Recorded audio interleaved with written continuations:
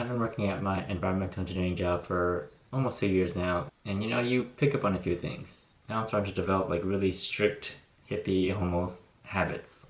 Like now it's like intensified because of my position. So here are a few habits that I'm starting to like really enforce and like drill into my mind. Just a few things that I've sort of picked up and are now implementing more hard into my life.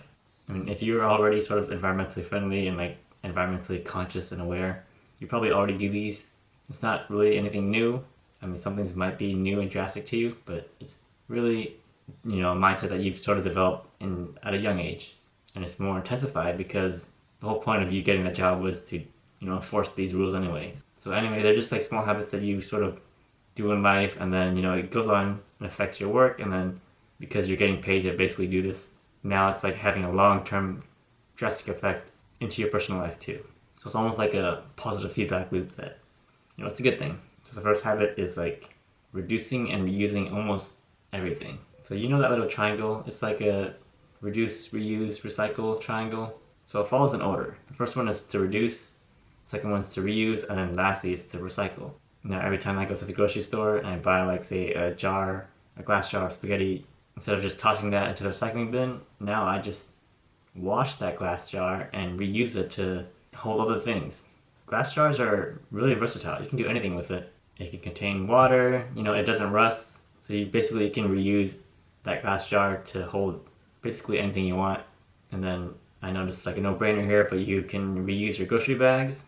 So here in California, it's sort of mandated where you have to bring your own grocery bag unless you want to pay a fee, like a little 5-cent charge just to have that grocery store give you a bag.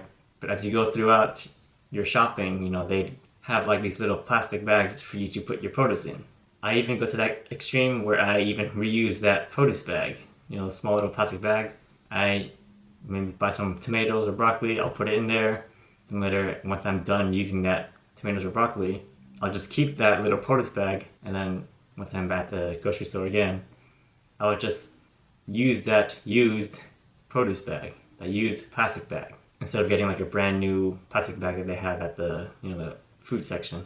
And then I would use that plastic bag over and over again until maybe eventually like the broccoli juice would start to smell, and then I would just use that smelly old plastic produce bag as a trash can, because I know in the end I'm going to trash it anyway, so I might as well let it serve its last final purpose as a trash bag. So I'm just thinking of ways of how to reduce and reuse everything, because I want it to fulfill its purpose, and like if it's not really even necessary to be used, I might as well just take it out completely, just reduce it or reuse it until it's like on its last lifeline, like that plastic bag for example, and just think of some creative way to end it in a bang. The next habit I picked up was like growing my own food. So I know this is only applicable if you have like the luxury of maybe owning a backyard or some space that you can allow to grow food. But right now I'm like growing tomatoes and bell peppers, cabbage, lettuce, basil, some berries. Basically it's just like backyard gardening. Reducing my stress just to grow, it's a really good stress reliever. Old grandmas do this. But why not pick up that habit right now? Because you're saving time going to the grocery store, you're saving money buying the foods that you can grow in your backyard. Less stress, so less money spent on like medical bills. Overall, it's like a win-win-win if you grow your own food, so I don't really see any downside in this at all. It's a really fun and stress-relieving habit. The third one is probably slightly messed up, but it's like judging others who don't recycle.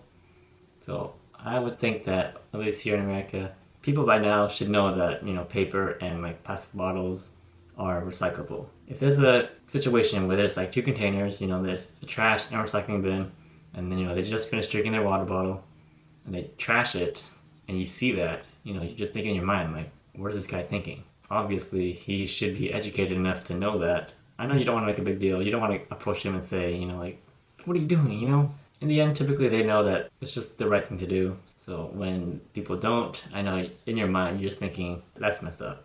And lastly, it's finding creative ways on how to be more environmentally friendly. So such examples could be like composting, maybe using like a bidet instead of toilet paper. If you don't know what a bidet is, it is like a glorified water gun for your butthole when you're finished peeing or pooping. You know, people typically wipe their butt with like toilet paper, but instead of using toilet paper, which might leave some like residue poop and like toilet paper, you just have a water shooter, a bidet, that will clean that area. I know I'm going like pretty intense here. Another example could be like a time I ordered a bowl of pho. Pho is like a Vietnamese rice noodle. When you order it, it comes with soup and it comes with like some basil and mint and just some spices that you can add to your meal. I ordered it for a reason. It wasn't just like the soup that I wanted, it was the basil and mints that I wanted. So once they give you like those mints and herbs, I would, you know, add those leaves in, but then typically they just trash the stem. So what I did was I would keep the stem and put it in my backpack and then go home and plant that stem. Yes, it regrows like that.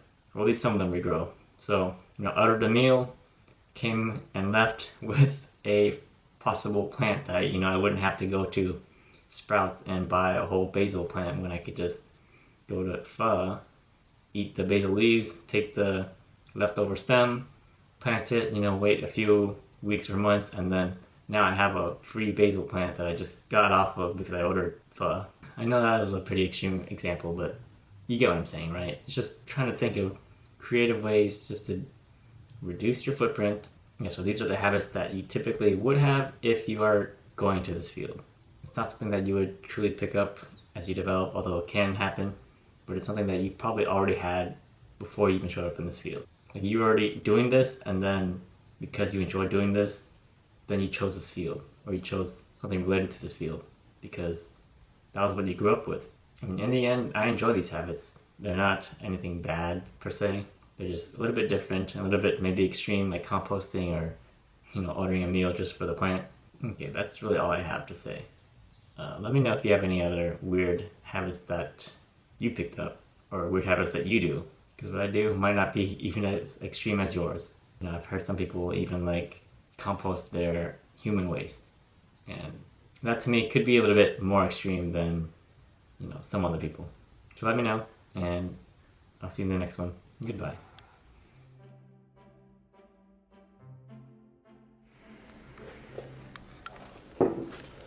Here's my attempt in growing the mints that we ordered. I'm not sure if it'll survive at all, but I mean, one of them survived, so maybe one out of these 1, 2, 3, 4, 5 stems might live.